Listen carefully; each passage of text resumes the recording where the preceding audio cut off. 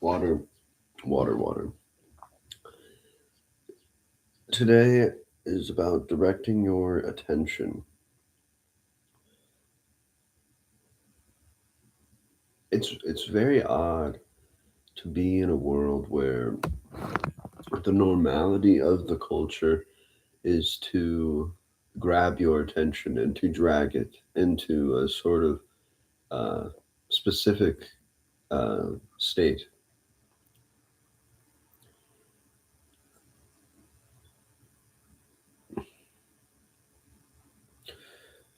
When I think about directing my attention in a broad general sense, I go towards the understanding of like practice of practicing an instrument, practicing a certain task at work, practicing how to draw something, practicing how to focus, practicing how to meditate.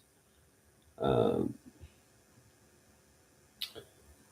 where I find myself, um, and my attention now compared to beginning this sort of discovery of different states of mind, different perspectives in reality. Um, where I find myself now is definitely in an in between state of being very stimulated, um, and having this like compulsion to consume. And I think we all have that. Sadly, now it's in us. Your kids will definitely have it. If older people can form this habit, of course we can. But uh, practice now to me has turned into this thing where I myself, in the practice of whatever I choose, I myself in the practice have to, or not have to, but like the practice is me practicing whatever is like this ritual of discovering my way, myself, and it's like this deeply personal way of singing your song, of writing your word or painting your picture. It's very, it's based upon how you hold uh, the intention. And where I find um, ourselves to be,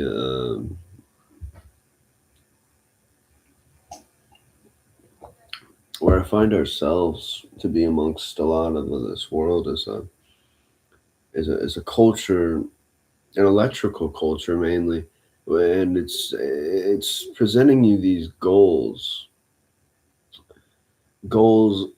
excuse me, goals meaning um,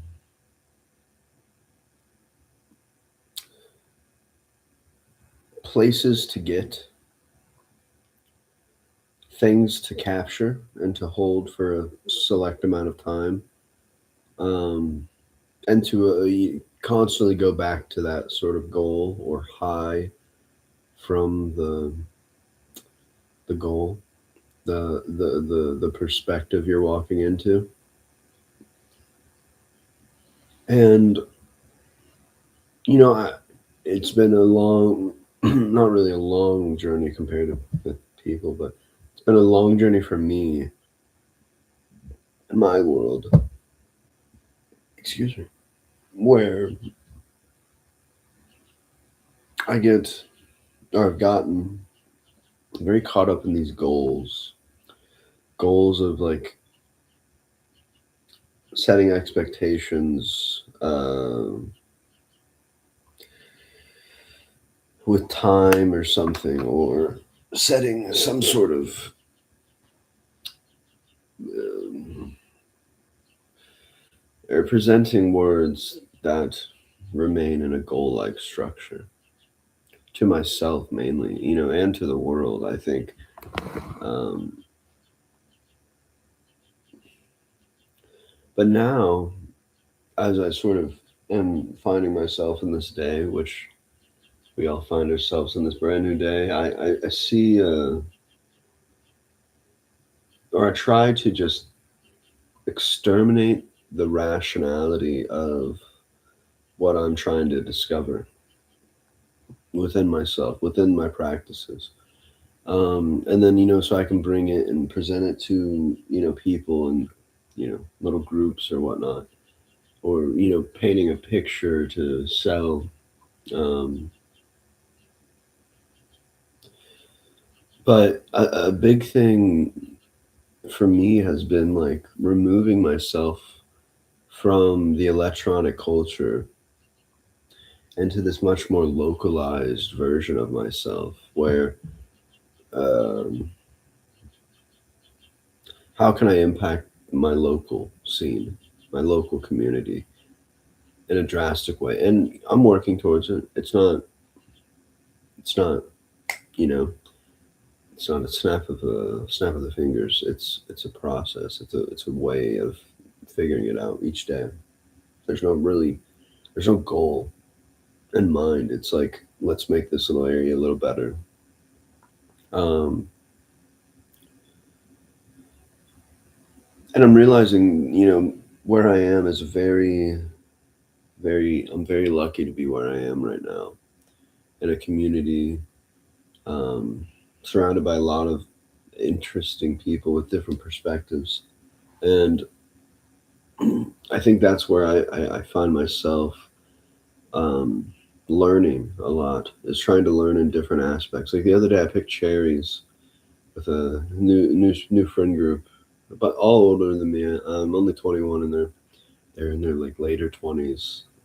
Um, but we picked some cherries. I hung out with an older friend before that. We just talked about music, talked about the world, talked about our beliefs. And I realized in that moment, or in that day, really, I'm very lucky to be able to discover the way within myself amongst, my environment. Because I think a lot of people search in life for this goal that they've been presented. And it's never this way of life that stems from them. Their way of existing is completely based upon a goal that is handed to them, determined by them. It's like their mind is taking shape of a vessel, and that's all that keeps them going. And you'll meet these people. These people are not necessarily evil or bad people, or and I'm not saying I'm good or proper. I think when you exist in those sorts of ways of thinking, you're doing exactly what the electrical culture wants you to do. It wants you to separate and separate emotions and separate life into these categories of days and weeks and systems. And um, I think a big part of an individual's life when they're sort of awakening to the possibility of something else, a new reality, a new perspective, you have to go outside these notions and beliefs that this electrical culture is humming towards you.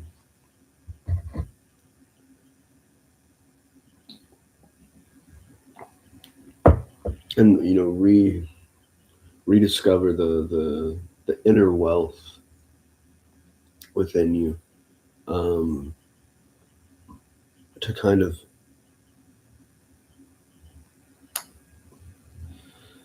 create some texture, to create some art in the name of you, in the spirit of you, whatever you want it to be, really. I also think that a large majority of people just like to exist within people's own minds, where you can consume a screen like this, and that's all you'll do. You'll hear people's perspectives, but nothing in a local sense is contradicting you or playing devil's advocate. It's it's just what it is. And you have to meet new people, even if they don't agree with you or you don't agree with them, to sort of form that texture, to form that personalized, novel thing.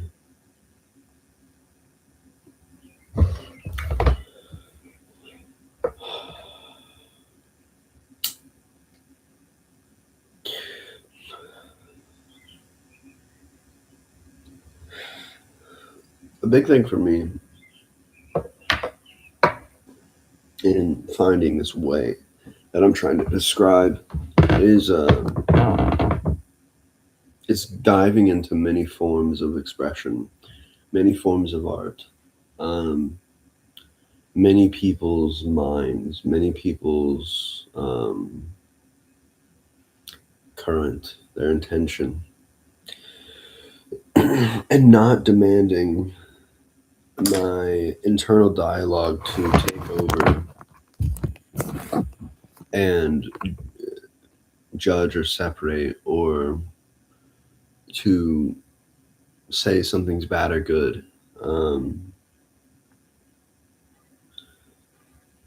and it's weird because a lot of what the cultural dialogue is about art and expression and creativity is if it is bad or good, is if it is like able to exist within your own taste, right? But I get caught up in that, and you have to in conversations and times, and you have to generalize uh, groups of expression. But I think to truly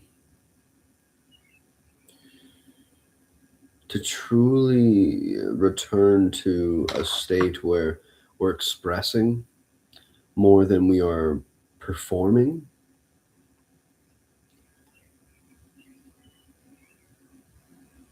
is I think that's where we are right now in the culture in 2026. And it's very easy to just do what I was saying, where you're generalizing and you're comparing and contrasting and putting different forms of expression in different groups, and you're like, no, those people are just expressing themselves, man. But then someone else throws the idea, oh, they're just performative, they're doing it for the views. And like I said, we are all implemented in this instinct to consume the screen. So that makes us sort of inevitably, um, there's a certain word I was trying to find, but inevitably, like our cells are, I guess, eroding to being seen. And so I think there's this distinct difference in being seen and being understood and expressing yourselves and seeing you express yourself, seeing the group express themselves, rather than understanding the expression as you see it or as you look at it, is very different. And I think some forms of expression have this ability to demand people to understand them in such a like a small bot, like a boxed sort of way. And if you don't perceive it that way, you're kind of outcasted. And that's me getting into the forms of niches and groups and whatnot. But it's a big thing. It really is. Um, there's been this loss of very local community forms of art and expression within yourself and your people, your environment, your neighbors, your community. It's turned into such a corporate, technological, electrical sound that emits in multiple places at once, and it creates a sort of hum of just noise. And amongst the noise, of course, you'll find the little pockets of greatness and your own beauty, your own little peaceful existence, and you'll find something that eventually that kind of makes sense to you. But in the same time, there's such an overabundance of like noise and this type of expression that is just not expression. It's it's machines that are using your expression.